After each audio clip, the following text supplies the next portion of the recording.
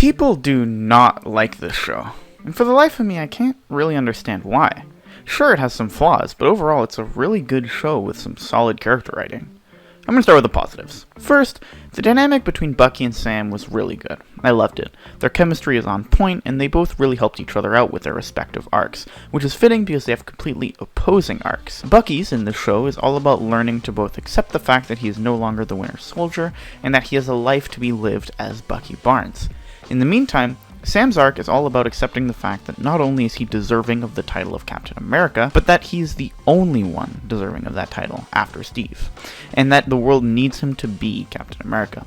These arcs were really well executed individually, and paired together they make for an incredible story. This series also dives deep into the core themes of Captain America. As Erskine said in the first movie, Captain America is not a perfect soldier, but a good man.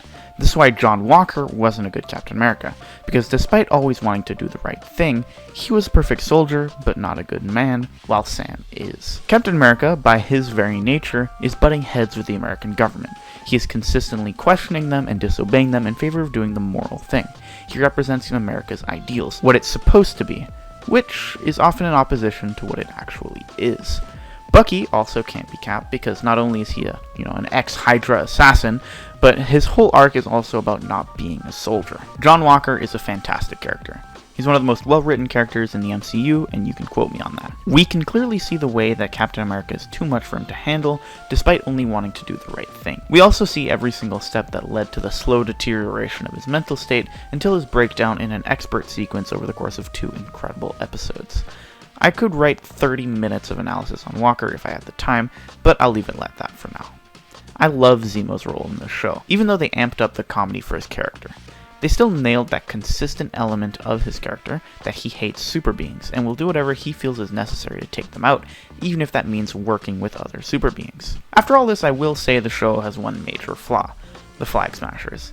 Listen, I think the Flag Smashers had the potential to be fantastic, and we saw a glimpse of this, but a few writing mistakes led them to be really weak villains, the key of which being that they should not be evil.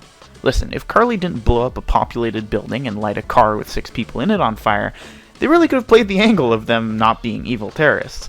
But having done those things, the angle of them only being misunderstood is thrown right out the window.